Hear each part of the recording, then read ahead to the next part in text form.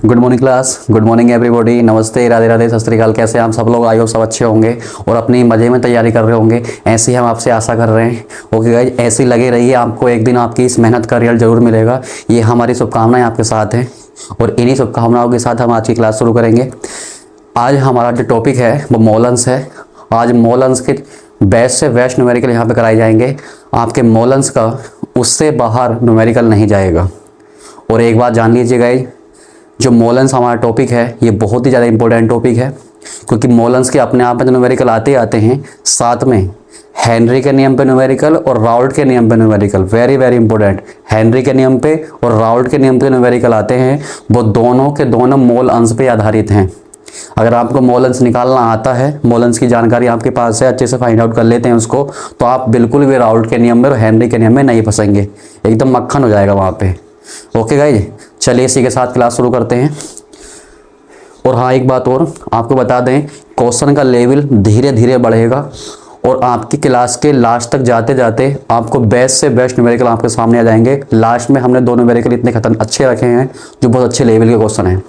Okay, और हमने उसको आसान तरीके से बिल्कुल किया है। ठीक है, तो धीरे धीरे हमारा लेवल बढ़ रहा होगा क्वेश्चनों का। ओके गाइस, चलिए तो शुरुआत करते हैं एक बेसिक क्वेश्चन से, जो कि आपका 2008, 15 और 2019 में ये क्वेश्चन आ चुका है। ये क्वेश्चन हमारा 2 नंबर या 3 नंबर के एग्जाम में आता है। ठीक है, 3 बार ये पूछ भी लिया गया है। हो सकता है इस बार 2024 में इसके आने की पूरी संभावना रहे। इसमें हमने जो भी क्वेश्चन लिए हैं प्रीवियस ईयर में आए हुए क्वेश्चन ही हैं, कभी ना कभी पिछले सालों में आ चुके हैं, उन्हीं को हम यहाँ पे डिस्कस करेंगे। ओके गाइस, चलिए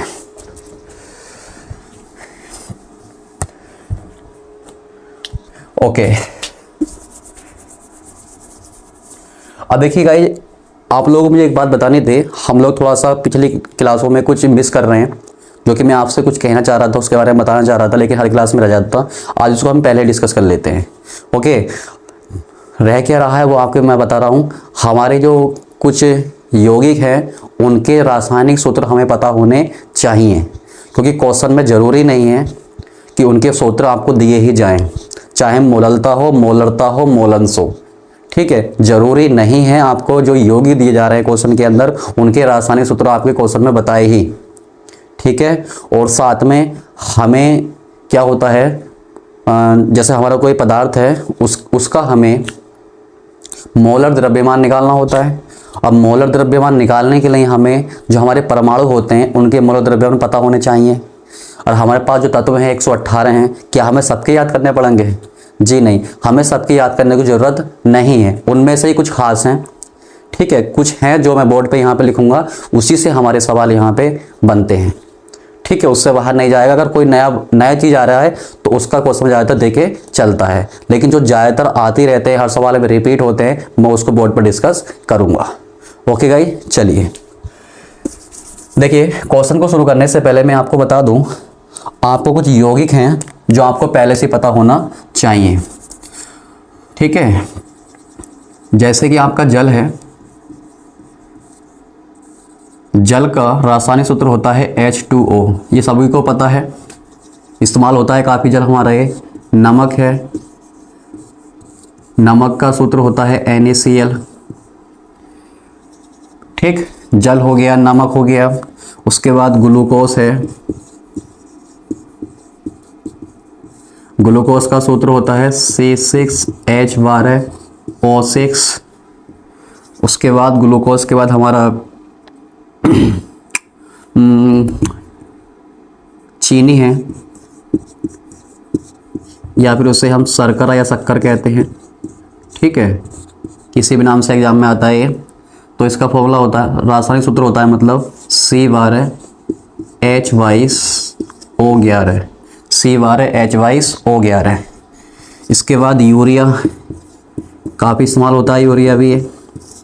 यूरिया का सूत्र होता है NH2CO NH2। ठीक, इसके बाद बंदा आता है हमारा सल्फ्यूरिक अम्ल। इसका भी काफ़ी इस्तेमाल है, आपने मोलरता में सल्फ्यूरिक अम्ल देखा था, सल्फ्यूरिक अम्ल। इसमें से आपको काफ़ी सूत्र पता है पहले से ही। अगर आप अच्छे से तैयारी कर रहे हैं तो आपके फॉर्मूले मैं जहाँ तक समझता हूँ पता ही होंगे। ओके, फिर भी आपको जो मेन हमारे हैं जो यहाँ पे काफ़ी यूज होते हैं उनको मैं यहाँ पर डिस्कस कर रहा हूँ। सल्फ्यूरिक अम्ल, इसी प्रकार से हमारा नाइट्रिक अम्ल भी आता है, नाइट्रिक अम्ल HNO3। ठीक है, चलिए ओके भाई। इसके आगे हमारे बंदे हैं potassium chloride, potassium chloride, KCl, sodium carbonate, sodium carbonate, Na2CO3। ठीक, सोडियम कार्बोनेट, ऐसे यहाँ पे एक पोटेशियम कार्बोनेट होता है। देखो ऐसा नहीं है कि आपको ये पता नहीं होंगे, आप हाई स्कूल से इनको पढ़ते आ रहे हैं इन चीज़ों को। इसमें से काफ़ी फॉर्मूले आपको पता हैं, फर्स्ट ईयर में भी आपने ये चीज़ें पढ़ी हैं। ठीक है, हो सकता है एक दो इसमें नए लगे, लेकिन जहाँ तक मैं समझता हूँ ये आपको पता होंगे। ओके, लेकिन फिर भी मैं बता रहा हूँ जिन बच्चों को, काफ़ी स्टूडेंट को पता नहीं होती ये चीज़ें। ठीक है, कम से कम ये जो फॉर्मूले मैं आपके बोर्ड पर लिख रहा हूँ ये आपको याद होने चाहिए, क्योंकि क्वेश्चन में क्या होगा, हो सकता है इनका नाम के साथ में ये सूत्र दिया हो और हो सकता है ना दिया हो, दोनों ही बातें हैं। ठीक है, और नहीं दिया होगा, केवल नाम दे रखा और रासायनिक सूत्र नहीं दिया है, तो वहाँ पे आप लोग उसका मोलर द्रव्यमान नहीं निकाल पाएंगे, और मोलर द्रव्यमान नहीं निकलेगा तो आप सवाल नहीं कर पाएंगे वो। ठीक है, मतलब क्वेश्चन आता होगा, जो क्वेश्चन आपको आता है केवल इन लोगों की वजह से वो क्वेश्चन आपका रह जाएगा। ठीक है, और इससे बड़ा अफसोस आपको कभी होगा नहीं है, बता दे रहा हूँ आपको। समझे मेरी बात को? चलिए, तो पोटेशियम कार्बोनेट क्या होता है आपका, K2CO3। ओके, इसके बाद है सोडियम हाइड्रोक्साइड,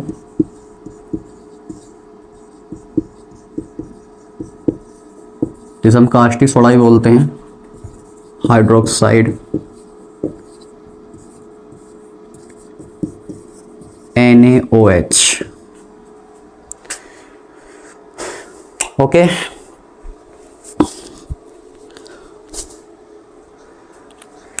तो ये है कुछ हमारे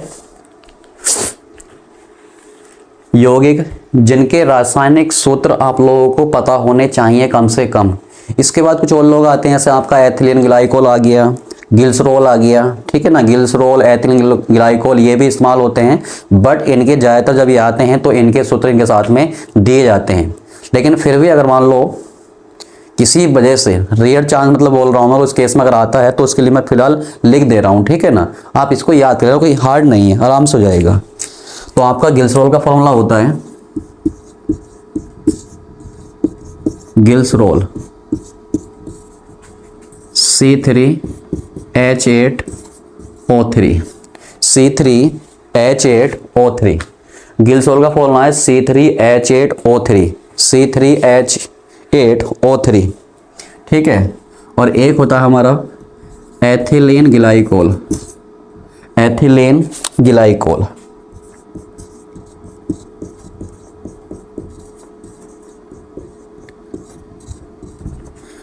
तो ये होता है C2H6, C2H6O2, C2H6O2।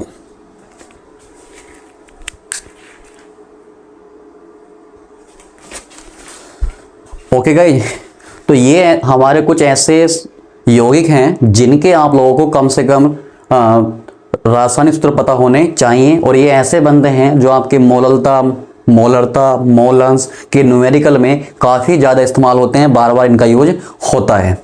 ठीक है, इसके बाद हमारे कुछ बच गए, जैसे मान लो कहीं पे एथिल अल्कोहल आ गया, मैथिल अल्कोहल आ गया, एथेनोइक आ गया। तो ये जो हमारे सेकंड केमिस्ट्री होती है, ऑर्गेनिक केमिस्ट्री, ठीक है, तो वहाँ आप लोग कवर करते हैं, तो उन नामों में तो आप फंसने वाले हैं नहीं है। ठीक है, वो आराम से हो जाते हैं, सिंपल वाले आते हैं, जैसे ethyl alcohol, Maithil alcohol, ethanoic.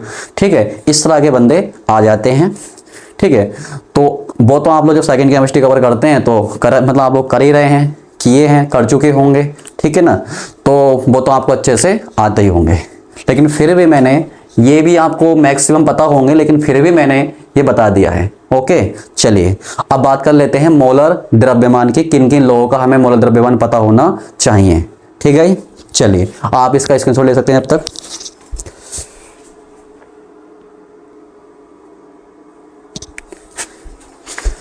चलिए गाइस, अब मोलर द्रव्यमान की बात कर लेते हैं, किन किन लोगों का हमें मोलर द्रव्यमान पता होना चाहिए।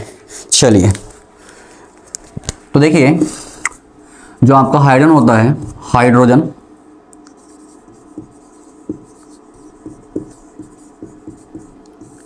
ठीक, उसका हाइड्रोजन का प्रतीक होता है आपका H, परमाणु क्रमांक होता है 1 और मोलर द्रव्यमान होता है इसका 1, सभी को पता होगा। इसके बाद हाइड्रोजन के बाद आपका कार्बन, कार्बन का प्रतीक C, परमाणु क्रमांक 6, मोलर द्रव्यमान 12। ठीक है, काफी बंदे ऐसे हैं जिनका परमाणु क्रमांक का डबल करो तो मोलर द्रव्यमान पे पहुंच जाते हैं। ठीक है, इसके बाद आपका कार्बन के बाद नाइट्रोजन। ये बंदे ऐसा लिख रहा हूं, बहुत ज्यादा इस्तेमाल, बार बार इस्तेमाल होते हैं क्वेश्चन में आपके। ठीक है, नाइट्रोजन का प्रतीक क्या है N, परमाणु क्रमांक 7, डबल करोगे तो इसका 14, मोलर द्रव्यमान। ये जो मैं आपको लिख रहा हूं यहाँ पे ये, ठीक है, ये इसके क्या है, परमाणु क्रमांक, और ये हैं इनके मोलर द्रव्यमान। उसके बाद आपको ऑक्सीजन,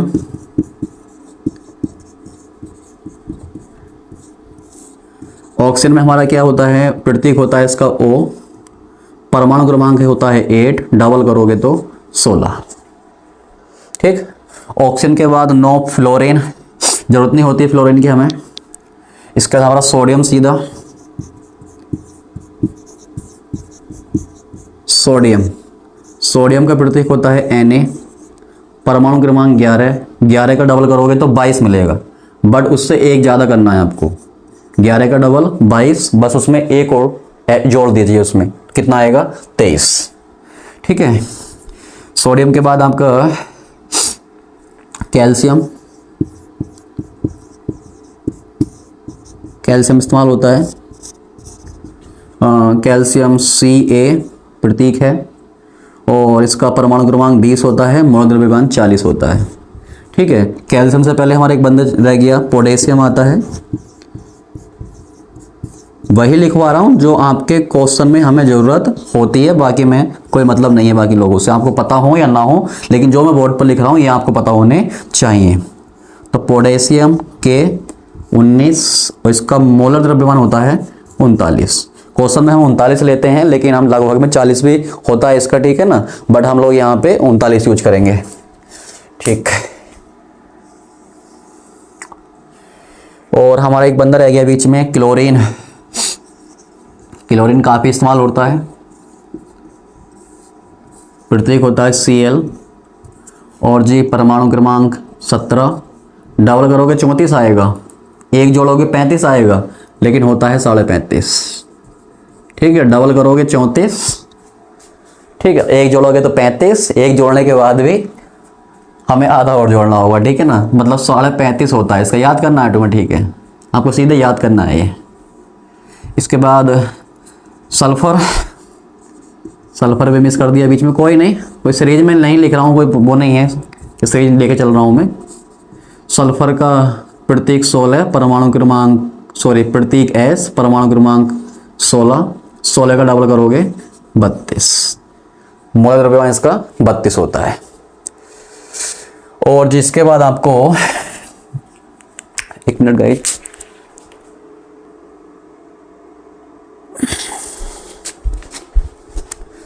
चलिए गाइस, तो इसके बाद है आपका कोबाल्ट।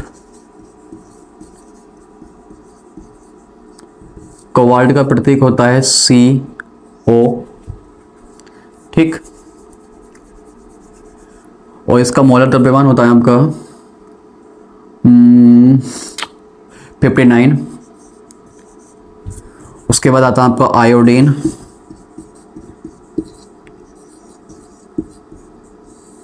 आयोडीन का मोलर द्रव्यमान होता है, एक मिनट, आयोडीन का प्रतीक होता है I, मोलर द्रव्यमान लेते हैं इसका 127, ठीक है। वैसे 126.90 होता है, 126.90, लेकिन हम उसे लगभग में 127 लेते हैं, ठीक है। तो ये हमारे बंदे कुछ ऐसे बंदे हैं जिन लोगों के हमें मोलर द्रव्यमान याद होने चाहिए। इनका इस्तेमाल काफ़ी हमारे सवालों में होता है। इससे हटके कोई नया आएगा तो वो एग्जाम में आपको क्वेश्चन में दिया होगा, बट ये बंदे ऐसे हैं जिनका काफ़ी इस्तेमाल हम करते हैं, ठीक है जी। और कुछ देखिए, हमारे कुछ यौगिक छूट गए थे, जैसे हमारा बेंजीन है, कम से कम बता रहा हूँ काफ़ी इस्तेमाल होता है हमारा बेंजीन, ये आपको पता होना चाहिए। वैसे सेकंड केमिस्ट्री आप पढ़ चुके हैं तो आपको अच्छे से पता होगा बेंजीन का फॉर्मूला क्या होता है, C6H6, ठीक है। उसके बाद आपका एथिल एल्कोहल है, मैं लिख देता हूँ, इनके सवालों में इस्तेमाल हैं इसलिए बता रहा हूँ आपको मैं। बेंजीन काफ़ी इस्तेमाल होता है आपका। एथिल एल्कोहल का फॉर्मूला होता है C2H5OH। इसके बाद हमारा एथेनोइक अम्ल है, एथेनोइक अम्ल, फॉर्मूला होता है इसका CH3COOH। ओके गाइस, चलिए आप इसका स्क्रीनशॉट ले सकते हैं, आगे बढ़ते हैं फिर।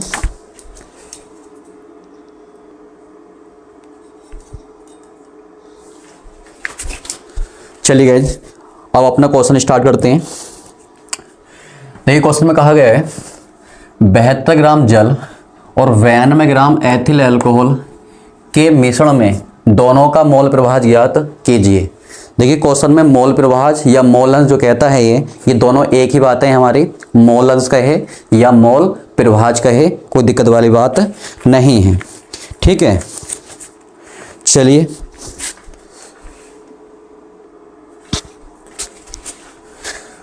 चलिए गाइस, तो हमारा सबसे पहला काम क्या होता है, जो सवाल में कंटेंट दिया है उसे लिख लिया जाए, सबसे पहला काम यही है, ठीक है। और हाँ एक बात मैं बता रहा था हम लोगों को, मोल प्रभाज या मोलंस एक ही बात होती है, मोल प्रभाज कहे या मोलंस कहे हमें, ठीक है, दोनों का मतलब एक ही है। चलिए तो क्या दिया है हमें, 72 ग्राम हमारा जल है, यानी कि जल का द्रव्यमान, द्रव्यमान के लिए W इस्तेमाल करते हैं और जिसका होता है उसे सफिक्स में लिख दिया जाता है, ठीक है। कितना है 72 ग्राम। इसके बाद हमें एथिल अल्कोहल दिया है 92 ग्राम, तो W एथिल अल्कोहल का फॉर्मूला है C2H5OH, कितना दिया है 92 ग्राम। और हमें दोनों के मोल प्रभाज पूछे हैं, हमें जल का भी निकालना है और एथिल अल्कोहल का भी निकालना है, ठीक है। तो मोलंस या मोल प्रभाज को हम X से दिखाते हैं और जिसका निकालना होता है उसे सफिक्स में। तो एक तो हमें जल का चाहिए, ठीक, और दूसरा हमें मोलंस चाहिए एथिल अल्कोहल का। इसके बाद क्या होता है, मैंने अब जैसा कि आपको बताया है, सबसे पहले क्वेश्चन में जो कंटेंट गिवन है आपका, कंटेंट को लिख लिया जाए। उसके बाद जो क्वेश्चन में पूछा जा रहा है उसके हिसाब से लगाइए फॉर्मूला। उसके बाद हमें क्या क्या निकालने की जरूरत पड़ेगी क्वेश्चन के अंदर, वो हमारे फॉर्मूले पर डिपेंड करेगा, वहां से हम देखेंगे हमें क्या क्या चीज की जरूरत है। चलिए तो वी नो दैट, जैसे कि मैंने आपको थ्योरी में पढ़ाया था मोलंस का फॉर्मूला क्या होता है, मैंने बताया था जिसका मोलंस निकालना है, जिसका मोलंस निकालना है उसके मोलों की संख्या ऊपर लिखते हैं और बटे में होता है बिलियन के मोलों की संख्या। और आपके बिलियन में दो बंदे हैं, जल और एथिल अल्कोहल, दोनों के मोलों की संख्या जोड़ दीजिए, इसकी हो जाएगी बिलियन के मोलों की संख्या। दैट्स इट, ये बातें आपको सब पता है, ये लीजिए। अब देखिए यहां से हम देख रहे हैं अच्छे से, ना तो हमें जल के मोलों की संख्या पता है, ना ही हमें एथिल अल्कोहल के मोलों की संख्या पता है, तो हमें ये निकालना पड़ेगा। तो पहले हम मोलों की संख्या निकाल लेते हैं। तो उसके लिए मैं इसको समीकरण 1 मान के यहीं पर रोक रहा हूं। चलिए उसके बाद हम निकालेंगे क्या, जल के मोलों की संख्या। और मोलों की संख्या का फॉर्मूला तुम्हें याद हो गया होगा अब तक, मोलों की संख्या बराबर होता है द्रव्यमान बटे मोलर द्रव्यमान, द्रव्यमान बटे मोलर द्रव्यमान। तो जिसके मोलों की संख्या निकाली जाती है उसी का द्रव्यमान आता है और उसी का मोलर द्रव्यमान आता है, ठीक है। अब देखिए जल का द्रव्यमान तो दिया है हमें 72 ग्राम और जल का मोलर द्रव्यमान होता है 18। जैसा कि आप याद कर सकते हैं 18 होता है, वैसे निकाल भी सकते हैं हम लोग यहाँ पे। एक H का 1 होता है तो 2 का कितना होगा 2 और एक ऑक्सीजन कितना होता है 16। तो इस प्रकार से आपका कितना आ रहा है 72/16 2 18 और 28 से कैंसिल आउट करेंगे इसे तो 18 चौक 72, 4 बार कटिए आपका। यानी कि यहाँ से जल के मोलों की संख्या हमारी आ रही है 4 मोल। जल के मोलों की संख्या हमारी कितनी आ रही है 4 मोल। ओके गाइस, चलिए इसके बाद आगे बढ़ते हैं। अब निकालना हमें एथिल अल्कोहल के मोलों की संख्या। तो फॉर्मूला हमारा फिर से यही लगेगा, एक मिनट गाइस।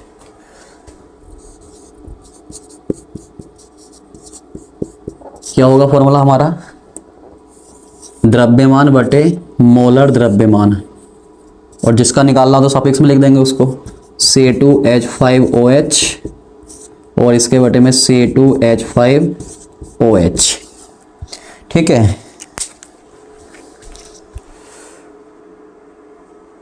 चलिए गए आगे बढ़ते हैं। अब एथिल अल्कोहल का द्रव्यमान है वो 92 ग्राम दिया है। ठीक, अब एथिल अल्कोहल का मोलर द्रव्यमान निकाल लीजिए। तो मैंने आपको बताया था एक कार्बन का मोलर द्रव्यमान कितना होता है 12, कार्बन कितना होता है 24 और एक H का होता है 1 और यहाँ पे कितने H हैं 5 और 1 6, तो 6 का कितना होगा 6 और ऑक्सीजन का होता है 16। तो आगे बढ़ते हैं। C2H5OH के मोलों की संख्या बराबर 92 बटे यहाँ पर 24 36 और 16 46 और 46 से कटेगा ये 2 बार, यानी कितने मोल आ रहे हैं इसके 2 मोल। ओके गाइज, चलिए अब हमने क्या करा है, हमने दोनों का मोलों की संख्या हमने निकाल ली है। अब हम क्या करेंगे, इन ये दोनों की वैल्यू हम समीकरण 1 में पुट करेंगे। तो अब बात करेंगे हम लोग समीकरण 1 से। समीकरण 1 से जल का मोलंश बराबर, जल के मोलों की संख्या हमारे पास आई है 4 मोल बटे में फिर से यहाँ पे 4 और इसकी आई है 2, तो 4 बटे 4 2 6, 2 से कटेगा 2 दूनी 4 2 तिया 6, 2 बटे 3। ठीक है, अब 3 से भाग करोगे तो दशमलव पॉइंट लगेगा, 0 बढ़ेगा 20 हो जाएगा, 3 6 18। ठीक है, पॉइंट लगा हुआ 0 बढ़ेगा फिर 20, 3 6 18 3 6 18 और ठीक है ये इसकी वैल्यू आएगी। और मोल अंश का कोई मात्रक नहीं होता है, तो पहला आंसर हमारा ये हुआ 0.666। इसके बाद क्या करते हैं हम लोग, हमें क्या करना है अब एथिल अल्कोहल के, जो एथिल अल्कोहल है उसका मोलेंस निकालना है, एथिल अल्कोहल का मोलेंस फाइंड आउट करना है। तो हमने जिस प्रकार से जल का मोलेंस निकाला है हम उसी तरीके से एथिल अल्कोहल का मोलेंस निकाल सकते हैं। ठीक है, निकाल सकते हैं, लेकिन हम इस तरीके से दोबारा नहीं जाएंगे। जब हमने एक बंदे का निकाल लिया है इस तरीके से तो दूसरे का नहीं निकालेंगे। क्यों? क्योंकि हम जानते हैं बिलियन के अंदर जितने भी पदार्थ होते हैं उन सभी पदार्थों के मोल अंशों का जो योग होता है वो हमेशा कितना होता है 1 होता है। तो हम उसी का इस्तेमाल यहाँ पे करेंगे। ठीक है, तो वी नो दैट,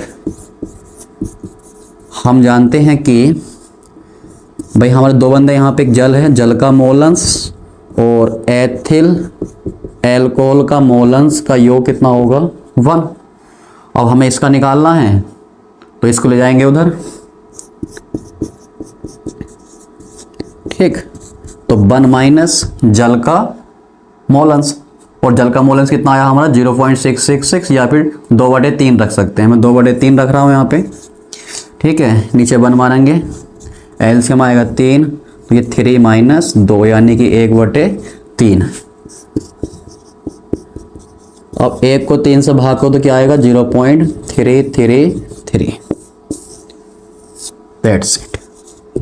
ये ध्यान रखें, अगर आपको 2 बंदों का मोलेंस पूछा जा रहा है तो एक का तो आप लगाएं इस फॉर्मूले से कर लें, एक बंदे का तो ये करना ही पड़ेगा, लेकिन दूसरे के लिए आपको वापस इस तरह से ये फॉर्मूला यूज करने की ज़रूरत नहीं है। आपको सिंपल क्या करना है, जो हमारा ये फॉर्मूला होता है ये वाला, इसका इस्तेमाल करके दूसरे बंदे का मोलेंस निकाल देना है। ओके गाइस, चलिए आगे बढ़ते हैं।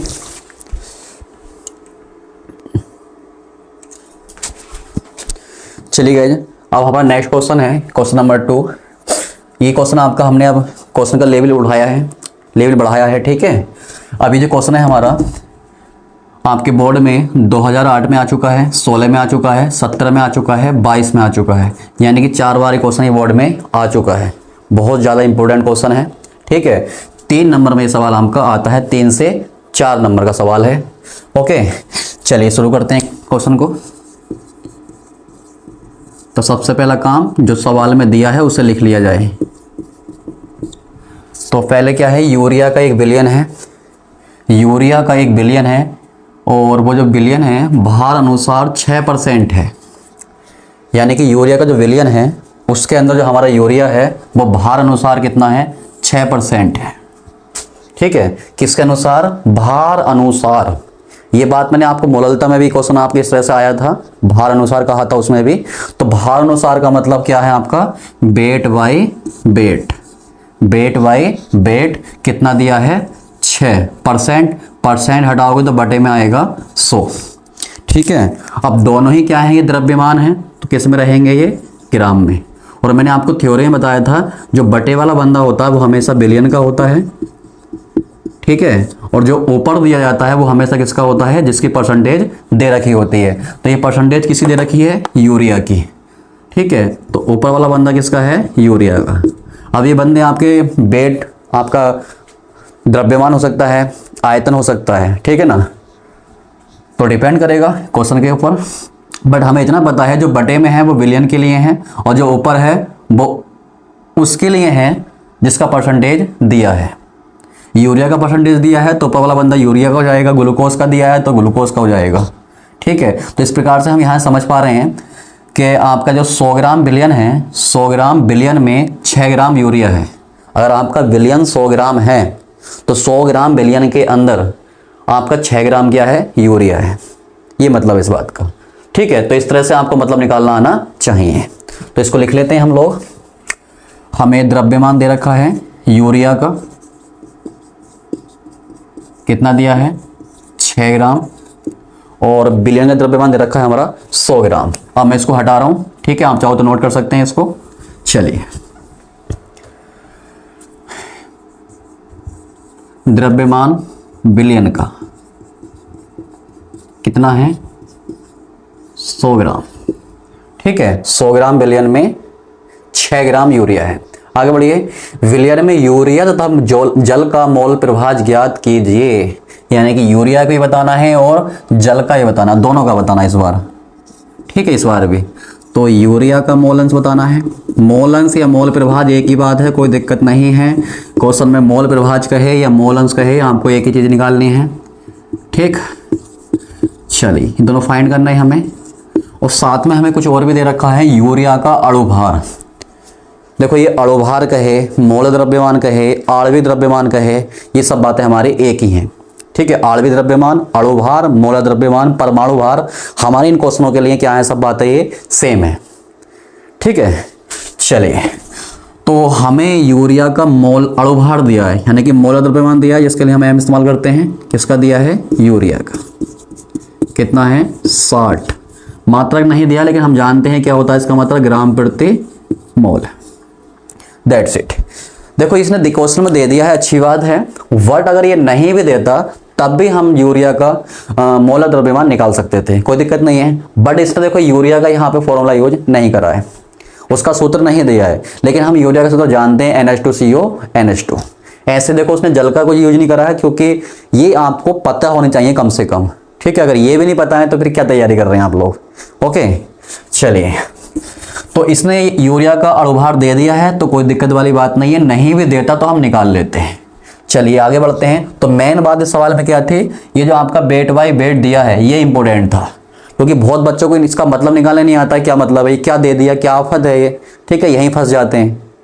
तो मैंने बेस्ट तरीका आपको बताया इसका करने का, कुछ नहीं है, बहुत इजी होता है। मैंने इसको थ्योरी में अच्छे से बताया है और अपनी न्यूमेरिकल में भी इसको अच्छे से मैंने बता के चला हूँ, और अब भी मैंने इसको अच्छे से ही बताया है। ओके, और आगे देखते हैं। चलिए, तो पहला काम हमारा हो गया, कंटेंट हमने लिख लिया, आगे बढ़ते हैं। और जो क्वेश्चन में आप पूछा जा रहा है उसका लगाइए फॉर्मूला। चलिए, अब देखिए मोलन दो बंदों का पूछा है, आप चाहें तो जल का निकाल लें पहले, चाहें तो यूरिया का निकाल लें। मैं जल का निकाल लेता हूं।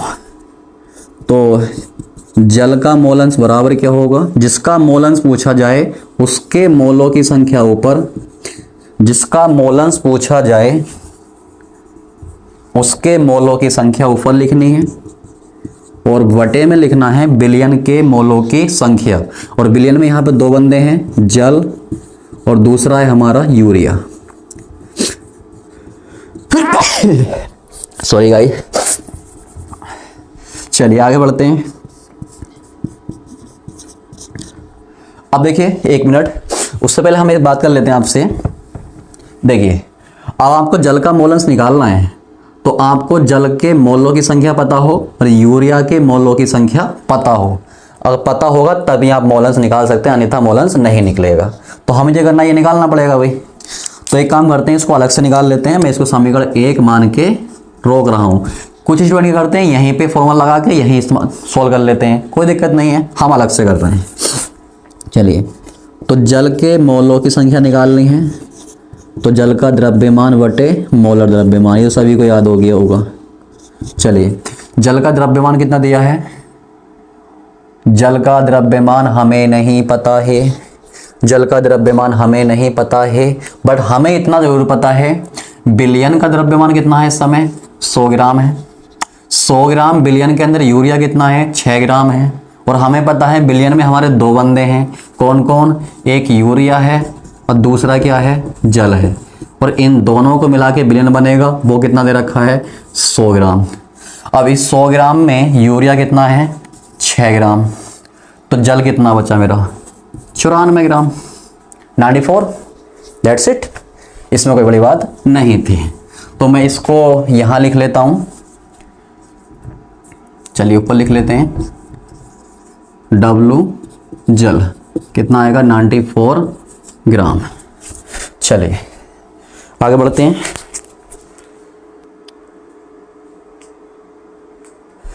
चलिए गाइस, अब देखिए यहां से जल का द्रव्यमान कितना आ गया हमारा, 94 ग्राम। जल का मोल द्रव्य हम जानते हैं 18 होता है। इसे आप लोग 2 से काट सकते हैं, 2 से काटेंगे तो चलिए यहाँ हाँ 2 से काट लेते हैं। 2 चौक 8, 2 सत्ते 14 और 2 नम 18। तो इस प्रकार से जल के मोलों की संख्या आ रही है 47/9। अब देखिए कुछ बच्चे क्या करते हैं, यहाँ पे इसको भाग कर लेते हैं, 9 से भाग करेंगे, संख्या दशमलव में ले आएंगे। मैं आपके लिए बता दूं, आपको फाइनल आंसर पे ही भाग करनी है, उससे पहले आपको भाग करने की जरूरत नहीं है। क्योंकि अगर आप भाग करके वहां पे वैल्यू रख रहे हैं तो अपना काम बढ़ा रहे हैं, अपनी कैलकुलेशन को बढ़ा रहे हैं, ये बात ध्यान रखें। तो इसलिए हम यहाँ पे भाग नहीं करेंगे, हम फाइनल आंसर पे भाग करते हैं, ये बात ध्यान रखें। कभी भी शुरुआत में अपने कैलकुलेशन के अंदर दशमलव नहीं लेना है, दशमलव से जितना हो सके बचना है। अगर हमें कोई वैल्यू लगानी है तो दशमलव हटा के लगानी है, बिल्कुल भिन्न में हो चलेगा लेकिन दशमलव मत लेके चलना, कैलकुलेशन को बिना वजह बढ़ाती है वो चीज़, ये बात ध्यान रखना है मेरी। तो इसलिए आप लोग यहाँ पे कभी भी भाग नहीं करेंगे, ये सब भिन्न में ही रहने दो, ठीक है। चलिए इसी प्रकार से हम क्या करेंगे, यूरिया के मोलों की संख्या निकालेंगे। तो इसका फॉर्मूला क्या होगा, द्रव्यमान बटे मोलर द्रव्यमान, मोलर द्रव्यमान। ओके गाइस, देखना विजिबल है क्या, ओके विजिबल है। तो यूरिया का द्रव्यमान 6 ग्राम है और यूरिया का मोलर द्रव्यमान 60 दे रखा है। 6 से काटेंगे, 6 के ना 6, 6 धाई 60, 1/10 मोल आ रहा है, ठीक है। ये भी क्या था हमारा, मोल। बस आप समीकरण 1 से आ जाइए, कोई दिक्कत नहीं, बहुत ईजी क्वेश्चन है, अगर तरीके से चला जाए तो बहुत ईजी, कोई दिक्कत वाली बात नहीं है। करिए तो, मेहनत तो करिए, ठीक है, मेहनत करेंगे उसका फल 100% मिलेगा भाई। जल के मोलों की संख्या हमारी आई है 47/9 भाग में जल के मोलों की संख्या 47/9 प्लस यूरिया के मोलों की संख्या 1/10 1/10। ठीक है, सिंप्लीफाई करेंगे इसे 47/9 बटे में, ये दो भिन्ने हैं, सोल्व करना होगा। तो भिन्नों को जब सोल्व करते हैं तो बटे वाली संख्या का एलसीएम लेते हैं, तो दोनों की गुणा कर दो, एलसीएम बन जाएगा सिंपल 10। ठीक है, अब हमने जो एलसीएम बनाया है दोनों की गुणा करके बनाया है। जब भी एलसीएम हर वाली संख्या दोनों का गुणा करके बने तब आपको क्या करना है, उनकी आड़ी तिरछी गुणा कर देनी है। जब भी एलसीएम बटे वाली संख्याओं को गुणा करने पे बने, अगर एलसीएम आपका दोनों की गुणा करने पे आ रहा है तो आपको ये जो संख्या यहाँ पे लिखनी है वो क्रॉस मल्टीप्लाई करके लिखनी है। इसकी गुणा इससे करके लिखे और इसकी गुणा इससे, तो 10 से करेंगे तो यहाँ पे 470 आएगा और 9 से करेंगे 9 करना 9। ठीक है, चलिए आगे बढ़ते हैं। तो ये 47/9 इसके भाग में आ रहा है ये 479/90। अब यहाँ से आप एक बात जानते हैं, ये वाला बंदा आएगा इसके गुणा में और ये वाला बंदा आएगा इसके गुणा में, ये भी आप जानते होंगे, कोई दिक्कत वाली बात नहीं है, बेसिक कैलकुलेशन है। 47 × 90 डिवाइड बाई 9 × 479। ठीक है, इससे ही कट जाएगा 10 बार। ओके, उसके बाद यह आएगा आपका 470/479 479।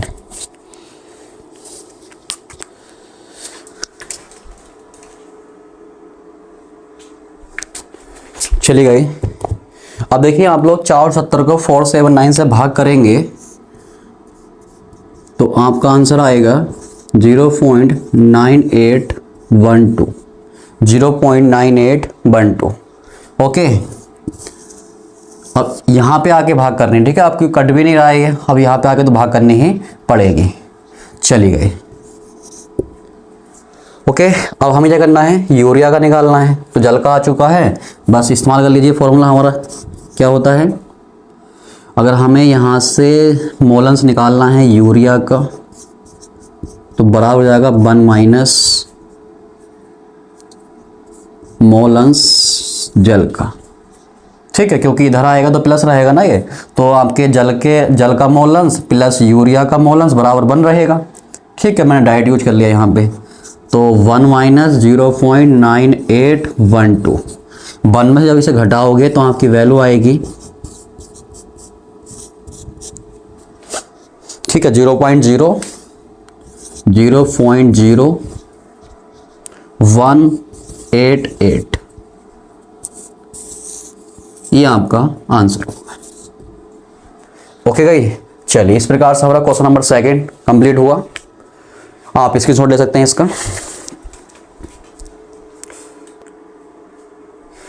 चलिए गाइस, हमारा 3rd क्वेश्चन है।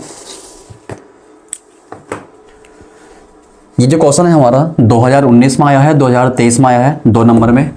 ठीक है, 2 नंबर का क्वेश्चन हमारा ये 19 में और 23 में आ चुका है। ओके, चलिए क्वेश्चन सॉल्व करते हैं। सबसे पहला काम दिया है, देखो यहाँ भी क्या है, आपका भार अनुसार 30% गिल्सरोल है। ठीक है, अब देखो यहाँ पे गिल्सरोल का रासायनिक सूत्र सवाल में दिया गया है। ठीक है, लेकिन फिर भी आप जैसे आपने गिल्सरोल और एथिलीन ग्लाइकोल जो मैंने आपको लिखवाए थे, आप लोग इनके कम से कम याद रखें। ज़्यादातर इनके देता है सूत्र दिए जाते हैं, बट फिर भी आप याद रखें। तो गिल्सरोल कितना है आपका, 30% है। ठीक है, उसका कोई बिलियन है, उस बिलियन में आपको गिल्सरोल के मोलन्स की गणना करनी है। चलिए, तो आपका जो गिल्सरोल है वो आपका भार अनुसार 30% है बिलियन के अंदर। जो बिलियन है आपका, उस बिलियन के अंदर जो गिल्सरोल है वो भार अनुसार 30% है। भार अनुसार बोलो तो वेट बाई वेट कितना दिया है, 30%। परसेंट हटेगा तो बटे में 100 आएगा। ठीक है, एक तरीका है समझने का इसको। दोनों ही द्रव्यमान हैं तो ग्राम में रहेंगे। ये बात किसके लिए होती है? बिलियन के। और जो ऊपर जो है वो किसके लिए है? जिसका परसेंटेज दिया है। तो परसेंटेज किसका दिया है? गिल्स रोल का। That's it. तो इस प्रकार से हमारा क्या होगा? द्रव्यमान गिल्स रोल कितना आएगा? 30 ग्राम। और द्रव्यमान विलयन कितना है? 100 ग्राम। और हमें करना क्या है? मोलन्स निकालना है गिल्स रोल का। ठीक है, गिल्स रोल। ठीक है, अब वही काम हमारा जो पूछा गया है उसका लगाएं फॉर्मूला। जो पूछा गया है उसका लगाएं फॉर्मूला। चलिए,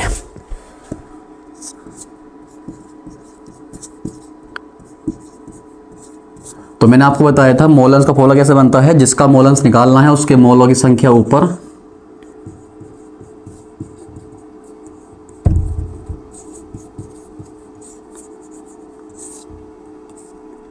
थोड़ा 1 मिनट।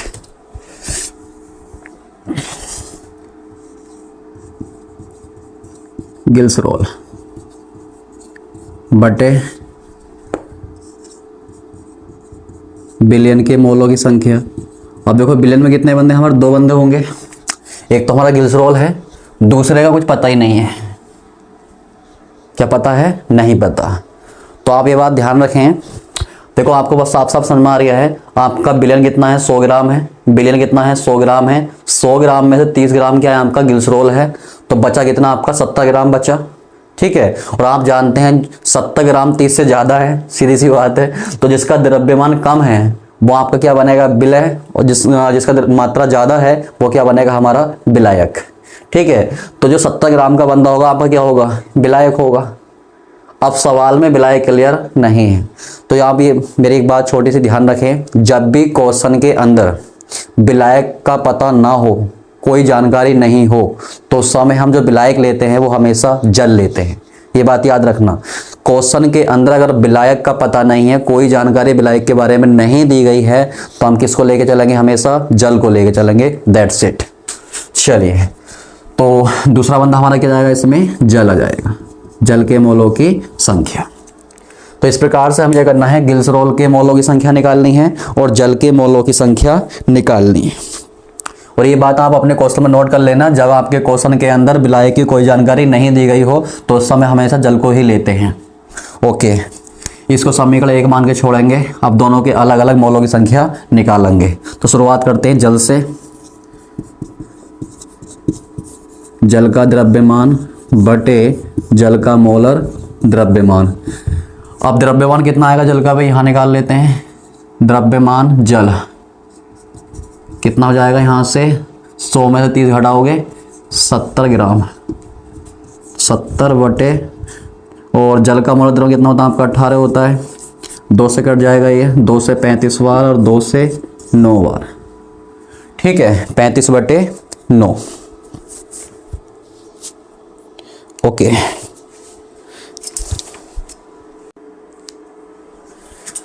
चली गई। इसी प्रकार हम निकालेंगे गिल्स रोल के मोलों की संख्या। तो गिल्स रोल का द्रव्यमान बटे मोलर द्रव्यमान।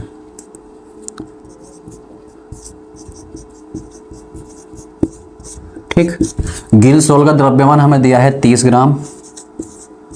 मोलर द्रव्यमान हम निकाल सकते हैं, तो मैं ही निकाल रहा हूं। देखो गिल्स रोल में कार्बन कितने? 3। एक कार्बन का होता है 12, तो 3 का होगा 12 तिया 36, प्लस एक H का होता है 1, 8 का होगा 8। एक ऑक्सीजन का होता है 16, 3 का होगा 16 तिया 48। ठीक है, तो 30 बटे, हम इसको जोड़ेंगे 8 8 16, 16 6 22, 22 का 2, हासिल लगे 2, 2 और 4 6, 6 और 3 9, 92। 30 बटे 92, 30 बटे 92। 2 से काट लेंगे, 2 से कटेगा ऊपर वाला 15 बार, और ये कटेगा हमारा 2 से, 2 चौक 8 और 2 छक्का 12। ठीक है, 2 चौक 8, 2 छक्का 12, 15/46। ओके, अब बात करेंगे हम लोग समीकरण 1 से। ठीक है, समीकरण 1 से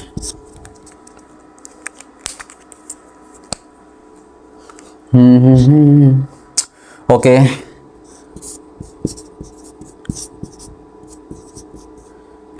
मिस हो जा रहा है बार बार। गिल्स रोल की तरह गिल्स रोल के मोलों की संख्या कितनी आएगी हमारी? 15/46 बटे में 15/46 प्लस या आपका 35/9। 15/46 प्लस 35/9। चलिए इधर बात कर लेते हैं अब।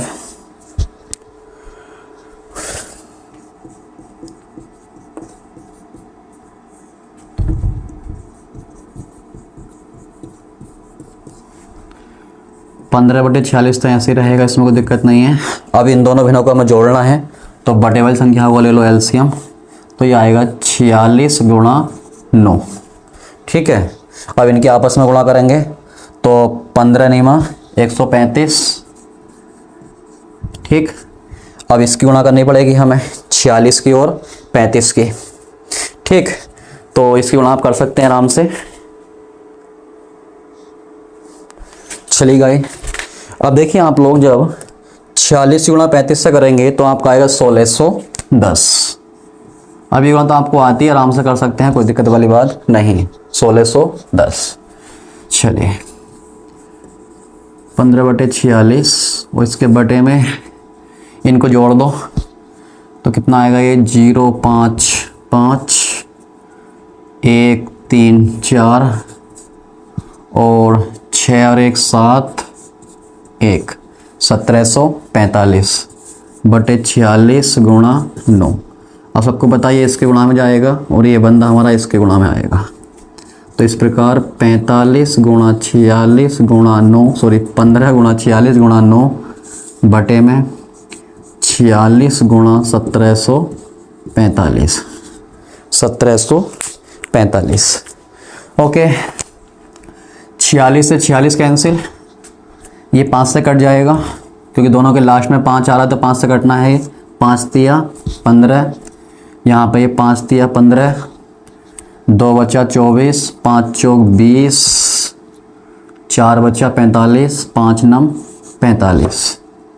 ठीक है, तो इस प्रकार हमारा कितना आ रहा है? 9 तिया 27 बटे 349। 27 बटे 349। 27 बटे 349। अब देखिए आप लोग 27 को 349 से भाग करेंगे। अब भाग कर सकते हैं आराम से। देखो मैंने बताया था आपको भिन्न में लेके चलना है। शुरू में भाग नहीं कर लेनी है, आपको लास्ट में जाके सिंप्लीफाई करके, ठीक है, जितना काटे उतना काट के उसके बाद भाग करनी है लास्ट जाके। शुरू में नहीं करना, शुरू में भिन्न लेके चलना ही नहीं है भाई। देखो मैंने गुणा यहाँ भी नहीं करी, यहाँ भी समय बचाया है मैंने। देखो 46 गुणा 9 से नहीं करी है क्योंकि मुझे पता था कटेगा, इसलिए गुणा ही नहीं करा। गुणा करने में टाइम वेस्ट नहीं करना, जो भी समय 10-15 सेकंड जो भी जाता मैंने बचाया अपना समय। ओके, तो ठीक है, आप इसको भाग करेंगे तो आपका आंसर आएगा 0.077। दैट्स इट, ये हमारा आंसर है।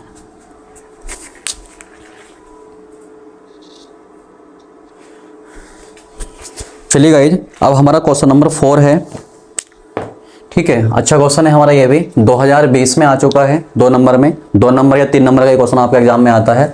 ठीक है, देखिए क्वेश्चन में दिया गया है एथिलीन ग्लाइकोल, जिसका सूत्र भी साथ में दिया गया है C2H6O2, और मैं आपको लिखवा चुका हूँ। ओके, इसके मोलन्स की हमें गणना करनी है। यदि विलयन में, मेन बात यहाँ है हमारी, यदि विलयन में 20%, यदि विलयन में C2H6O2 का 20% द्रव्यमान उपस्थित हो, यानी कि जो विलयन है उसके अंदर हमारा जो एथिलीन ग्लाइकोल है वो 20% है द्रव्यमान के अनुसार।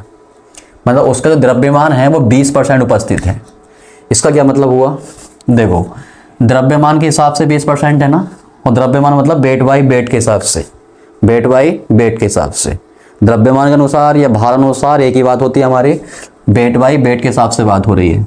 तो वेट बाई वेट कितना दिया है हमारा 20%, परसेंट का मतलब बटे 100, यहाँ ग्राम लगा देंगे, दोनों ही द्रव्यमान है।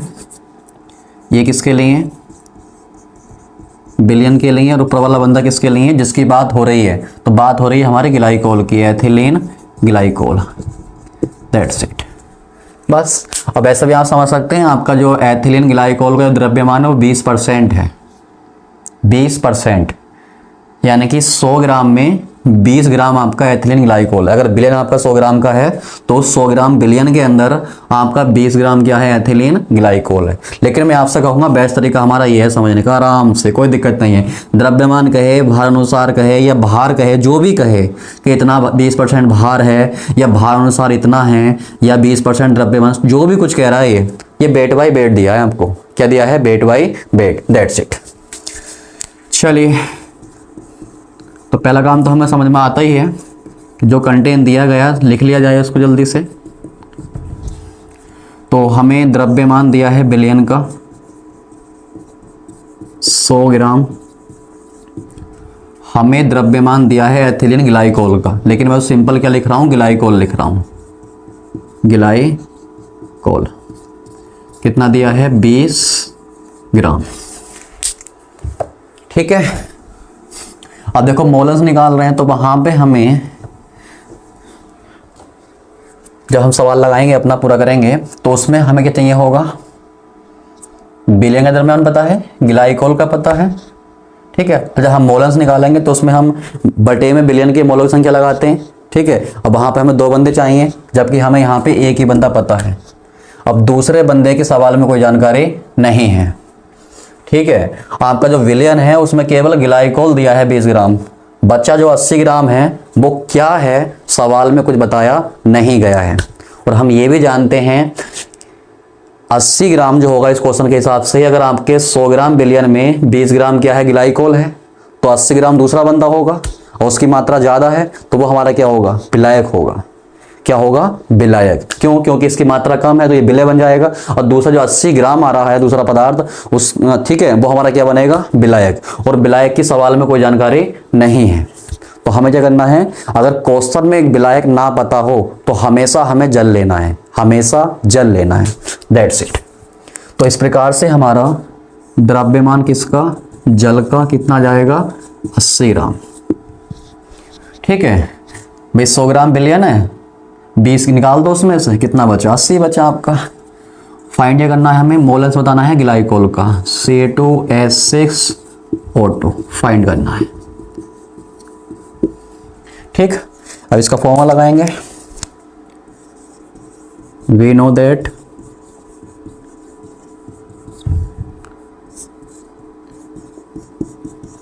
जिसका मोलर्स निकालना है उसके मोलों की संख्या ऊपर बटे में बिलियन के मोलों की संख्या। तो हमें दोनों पदार्थों के मोलों की संख्या जोड़ देनी है, ठीक है, प्लस जल। अब इनको अलग निकालेंगे हम लोग पहले। तो पहले बात कर लेते हैं जल से बात कर लेते हैं, चलो पहले जल के मोलों की संख्या निकालेंगे। तो जल का द्रव्यमान बटे जल का मोलर द्रव्यमान। जल का द्रव्यमान दिया है 80 ग्राम, मोलर हम जानते हैं कितना होता है 18। 2 से कैंसिल करेंगे इसको, तो 2 से जाएगा ये 40 बार और 2 से जाएगा ये 9 बार, 40 बटे 9 मोल, 40 बटे 9 मोल, ठीक है। चलिए आगे बढ़ते हैं। दूसरा बंदा है हमारा C2H6O2 एथिलीन ग्लाइकोल। फॉर्मूला बनेगा भाई द्रव्यमान बटे मोलर द्रव्यमान। जिसके मोलों की संख्या निकालनी है उसी का द्रव्यमान लगाना, उसी का मोलर द्रव्यमान लगाना है। तो आपका इसका द्रव्यमान दिया है 20 ग्राम, मोलर हम निकाल लेंगे अभी। एक कार्बन का होता है 12, 2 का होगा 24, एक H का होता है 1, 6 का होगा 6, एक ऑक्सीजन का होता है 16, 2 का होगा 32। तो यहाँ से 24 और 6 30, 30 और 32 62। तो यहाँ से आ रहा है ये 20/62। 2 से काटेंगे 10 बार, 2 से काटेंगे ऐसे 31 बार। ठीक है, तो 10/31 मोल। इस प्रकार से हमने दोनों के मोलों की संख्या यहाँ से फाइंड आउट कर ली। अब क्या करेंगे, दोनों की वैल्यू उठा के समीकरण एक में पुट करेंगे, उसको सोल्व करेंगे, आंसर आएगा। ओके, चलिए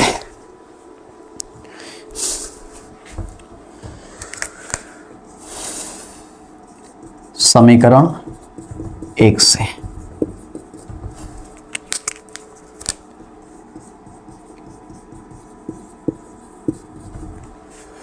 इसके मोलों की संख्या हमारी आई है 10/31 बटे में 10/31 प्लस जल के मोलों की संख्या कितनी, 40/9। ठीक, अब हम क्या करेंगे, यहाँ से 10/31 बटे इन दोनों भिन्नों को सोल्व करेंगे। तो दोनों का एलसीएम लेंगे, तो दोनों की गुणा कर दो आपस में। बस गुणा में लिख रहा हूँ, गुणा नहीं कर रहा हूँ। ओके, इसके बाद मैंने एलसीएम दोनों की गुणा करके बनाया है, तो क्या करते हैं, क्रॉस मल्टीप्लाई। 9 की इससे करूँगा, 31 की इससे करूँगा। 9 की 10 से करो कितना आएगा, 90 आएगा। ओके, और 31 की 40 से करेंगे तो ऐसे कर लेते हैं, 0 आ जाएगा हमारा ये। 4 1 4, 4 3 12। ये सब आपको आता है, मैं इसमें टाइम नहीं ले रहा हूँ। तो 10/31 बटे ये आपका जुड़ के हो जाएगा 1240 और 90 1330। 60 डालोगे यहाँ पे 1300 हो जाएगा, 30 बचेगा। तो 1330 बटे 31 गुणा 9। ये भाई साहब जाएंगे इसके गुणा में और ये भाई साहब जाएंगे इसके गुणा में।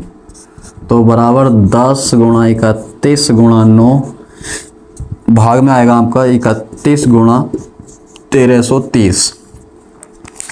यहाँ पे हमारा 31 से 31 कटेगा और इस 10 से ये कट जाएगा 0 इसका। ठीक है, कितना बचेगा, 9/133। अब देखो ये सिंप्लीफाई नहीं हो रहा है, अब कटेगा नहीं है, मतलब सिंप्लीफाई सॉरी, या हम इसकी संख्या से काटेंगे तो नहीं कटेगा। अब हमें सीधा क्या करना है, इसकी भाग करनी है। That's it. अब जब 9 को आप 133 से भाग करेंगे तो आपका आंसर आएगा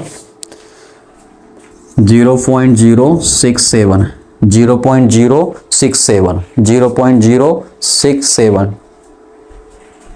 ठीक है, ये हमारा आंसर है। That's it. अब नेक्स्ट क्वेश्चन की ओर बढ़ते हैं।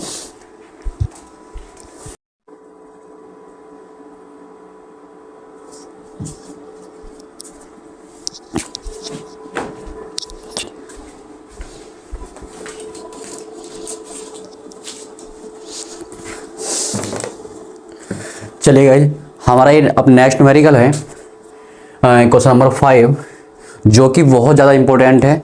इसे मैं वेरी वेरी इंपॉर्टेंट कहूँ तो कम नहीं होगा, क्योंकि आपका ये मिक्स क्वेश्चन है। इसमें मोललता और मोल प्रभाज दोनों की जानकारी सवाल में है, और जिनमें आपके 2 या 2 से ज़्यादा बंदों की बात होती है वो सवाल हमारे बहुत ज़्यादा इंपॉर्टेंट होते हैं। इस टाइप के क्वेश्चनों पे आपको बहुत अच्छे से प्रैक्टिस करके चलना है। ठीक है, तो हमारी इस क्लास का सबसे ज़्यादा जो इंपॉर्टेंट क्वेश्चन है हमारा ये क्वेश्चन है, और इसका जो अगला क्वेश्चन आया क्वेश्चन नंबर 6 वो आपको होमवर्क में दूंगा। इसी पे है बिल्कुल, बस थोड़ा डाटा चेंज है, बंदे चेंज है बस खाली। ठीक है, करना इसी की तरीके से जैसे मैं इस क्वेश्चन को करूंगा ऐसे अगला क्वेश्चन आपका होने वाला है, वो आपको मैं होमवर्क में देने वाला हूँ। उसके बाद हमारी क्लास फिनिश हो जाएगी। ओके, चलिए शुरू करते हैं।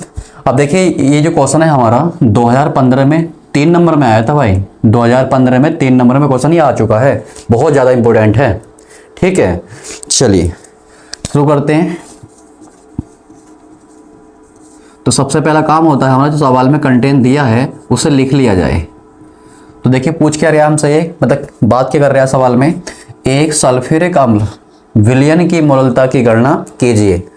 आपके पास एक सल्फ्यूरिक अम्ल का विलयन है और उस विलयन की आपको मोललता निकालनी है। ठीक है, और जिस विलयन की आपको मोललता बतानी है उस विलयन में जल का मोल प्रभाव 0.85 है। ठीक है, उस विलयन की मोललता ज्ञात कीजिए जिसमें जल का मोल प्रभाव 0.85 है। यानी कि विलयन में आपके 2 बंदे हैं, एक तो आपका सल्फ्यूरिक अम्ल है और दूसरा क्या है, जल है। जल का मोल प्रभाव दिया है और विलयन की मोललता पूछ रहा है। ठीक है, तो मोल प्रभाव दिया है जल का, कितना 0.85। पूछ क्या रहा है, विलयन की मोललता, विलयन की मोललता आपसे पूछ रहा है।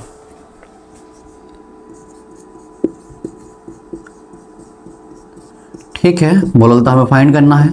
बस जो आपको फाइंड करना है क्वेश्चन में उसका लगाएं फॉर्मूला। तो वी नो दैट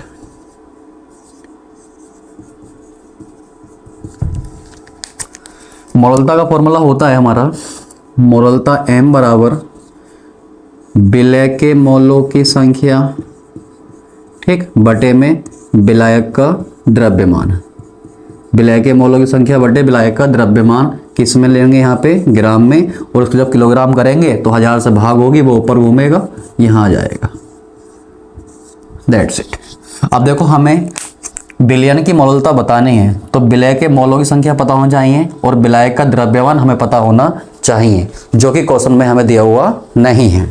तो इसको फाइंड आउट करना होगा। देखो इस प्रकार से फॉर्मूला लगाने से हमें टारगेट मिल गया कि हमें मोललता को निकालने के लिए किन किन लोगों की जरूरत है, यानी किन किन बंदों को हमें निकालने की आवश्यकता इस सवाल के अंदर है। तो ये तरीका होता है, जो चीज पूछ रहा है उसका फॉर्मूला लगाने से हमें टारगेट मिल जाता है कि किन किन बंदों की वैल्यू हमें फाइंड आउट करनी पड़ेगी। ठीक है, बस ठीक है, ये ध्यान रखना इस बात का। यही है बेस्ट तरीका भाई करने का, न्यूमेरिकल को हैंडल करने का, इससे बेस्ट तरीका नहीं है भाई कोई, सबसे आसान तरीका होता है ये। ओके, आप देखिए आपको विलय के मोलों की संख्या या विलायक का द्रव्यमान निकालने का सिर्फ एक ही हिंट है सवाल में, वो दे रखा है मोलन्स।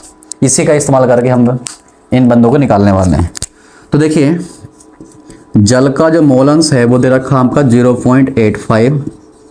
दशमलव हटाओगे तो राइट हैंड से दशमलव 2 अंक के बाद है, दशमलव हटेगा तो नीचे 2 जीरो बढ़ जाएंगे। ठीक है, इसको हम 5 से काट देंगे, 17 बार कटेगा और ये हमारा 20 बार कटेगा। तो इस प्रकार से आपका, और 1 मिनट और, मैं इसी लाइन में निपटा रहा हूँ इसको। देखो जल के मोलों की संख्या का फॉर्मूला क्या बनेगा, यहाँ फॉर्मूला लगाऊंगा, उसके हिसाब से वैल्यू बनाऊंगा क्या क्या यहाँ से वैल्यू हमारी निकल रही है। ओके, तो जिसका मोलन्स निकालते हैं उसके मोलों की संख्या ऊपर और बटे में विलयन के मोलों की संख्या। मैं डायरेक्ट लिख दिया विलयन के मोलों की संख्या, यहाँ आप लिख सकते हैं जल के मोलों की संख्या प्लस सल्फ्यूरिक अम्ल के मोलों की संख्या, दैट्स इट, बराबर 17/20। अब देखो यहाँ पे ध्यान दो, यहाँ पे क्या हो रहा है, आपको ऐसे लिंक करना है इसको, जो जल के मोलों की संख्या है वो आपकी 17 और विलयन के मोलों की संख्या वो कितनी बनेगी, 20 मोल। ये ध्यान है, मेन चीज हमारी यहाँ पे है, कैसे हमें वैल्यू निकालनी है। जल के मोलों की संख्या 17, विलयन के मोलों की संख्या 20। अंश वाली वैल्यू अंश वाले बंदे की, हर वाली वैल्यू हर वाले बंदे की हो जाएगी। तो इस प्रकार से हमारे जो जल के मोलों की संख्या आ रही है वो कितनी है, 17, और जो विलयन है हमारा उसके मोलों की संख्या कितनी आ रही है, 20। तो मोलों की संख्या का मात्रक होता है मोल।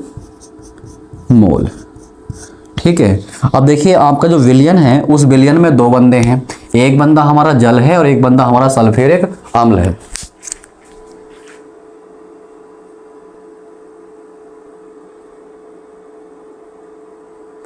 तो एक बंदा हमारा विलयन में क्या है, एक बंदा सल्फ्यूरिक अम्ल है और एक बंदा हमारा क्या है, जल है।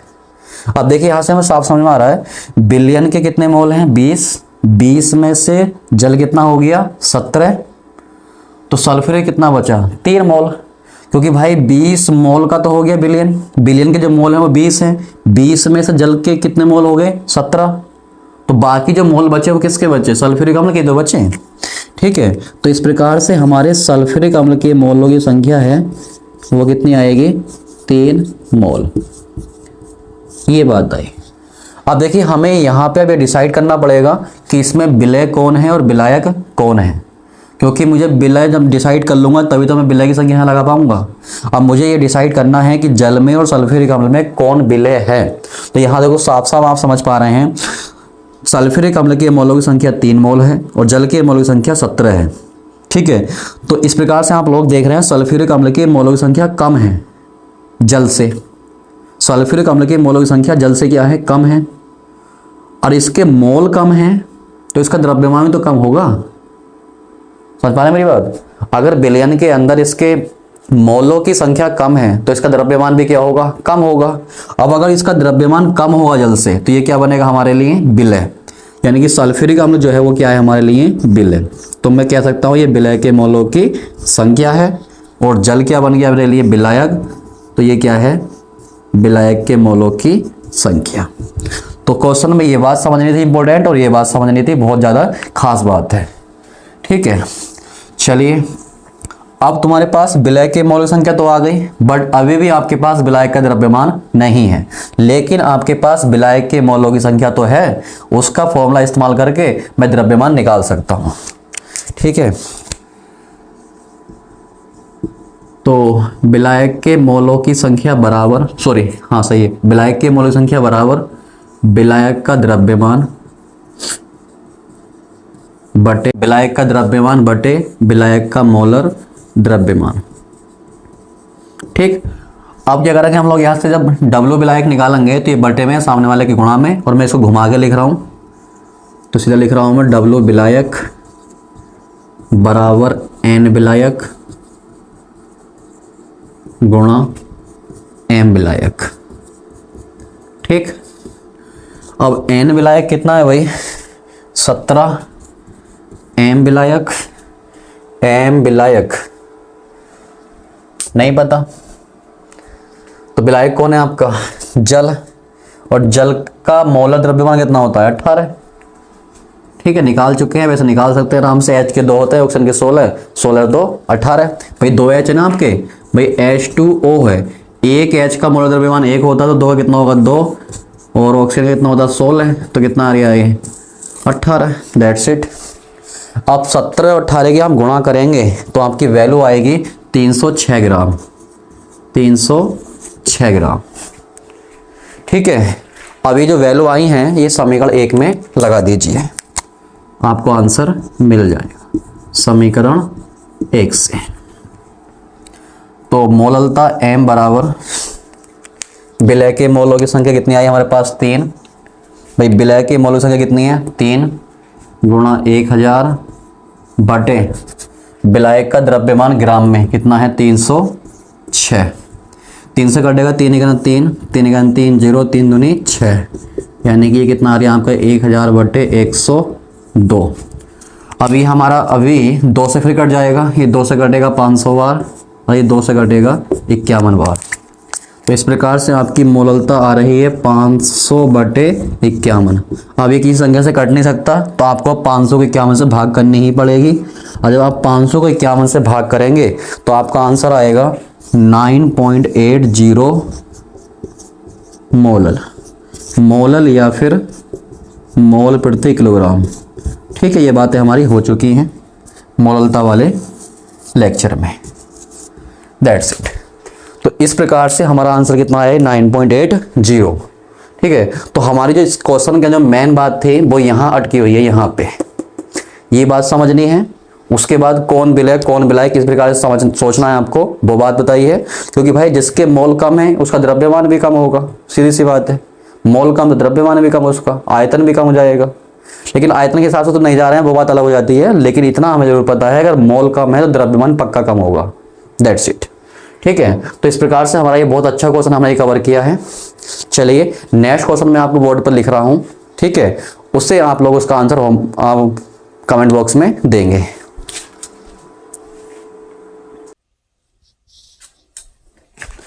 अब देखिए गाइस, मैंने अपना वीडियो का लास्ट क्वेश्चन बोर्ड पर लिखा है, क्वेश्चन नंबर 6। ठीक है, ये जो क्वेश्चन है क्वेश्चन नंबर 5 की तरह है बिल्कुल, बस इसमें बंदे चेंज हो गए हैं। इस बार बेंजीन और I2 की बात हो रही है, और लास्ट वाले में आपका सल्फ्यूरिक अम्ल और जल की बात हो रही थी। मोल प्रवाह चेंज कर दिया है और मोललता पूछी गई है। ठीक है, ये क्वेश्चन आपका 2017 में आया था, 3 नंबर में ये क्वेश्चन आ चुका है आपका 2017 में। ठीक है, अब इसका जो आंसर क्या आएगा मैंने इसको लिख दिया है यहाँ पे 4.27 मोलर। ओके गाइस, और आप लोग ईमानदारी से इसे सोल्व करके इसका जो आंसर है वो कमेंट बॉक्स में कमेंट करेंगे। ठीक है, ऐसा नहीं करना कि आपके इसी को उठाया वहां पे कमेंट बॉक्स में दे दिया। ठीक है ना, ईमानदारी दिखानी है, क्योंकि आपकी ईमानदारी आपके नंबर डिसाइड करेगी। ये ध्यान रख लेना आप लोग। ठीक है, आप लोग हमारा आंसर देख के बता दिया, हो गया, तो ऐसा नहीं करना है आपको। ओके, चलिए गाइज, आई होप आपको हमारा ये क्लास बहुत पसंद आया होगा, ठीक है। और हमारा आपको क्लास पसंद आया हो तो वीडियो को लाइक करें और अपने YouTube channel Mohan Singh lectures को सब्सक्राइब करें और अपने फ्रेंड्स में ज़्यादा से ज़्यादा शेयर करें जिससे उनका बेनिफिट अच्छे से ज़्यादा हो सके, ठीक है। मतलब इसका फ़ायदा सभी को मिलना चाहिए, क्योंकि हम बहुत ही स्लो यहाँ पे क्लास करा रहे हैं। ऐसा नहीं कि हम बहुत ज़्यादा क्वेश्चन यहाँ पे करा रहे हैं, ठीक है। बहुत स्लो आपको क्वेश्चन कराए जा रहे हैं जिससे आप आराम से क्वेश्चन घर बैठ कर आराम से तैयारी कर सकते हैं। वीक से वीक बच्चा हमारी क्लास को यहाँ से न्यूमेरिकल को समझ सकता है, इतना स्लो हम करा रहे हैं। छोटी छोटी बात डिस्कस हो रही है। ओके, चलिए गाइस, तैयारी करते रहें, लगे रहें और अपना बेस्ट से बेस्ट देने का प्रयास करें गाइस। बिल्कुल, कल को ये ना हो कि यार मैं अगर इतना और कर लेता तो नंबर इतने आ जाते। ऐसा कोई एक्सक्यूज नहीं छोड़ना है आपको अपने बेस्ट से बेस्ट देना है। ओके गाइस, चलिए क्लास को मिस करते हैं। Best of luck, good.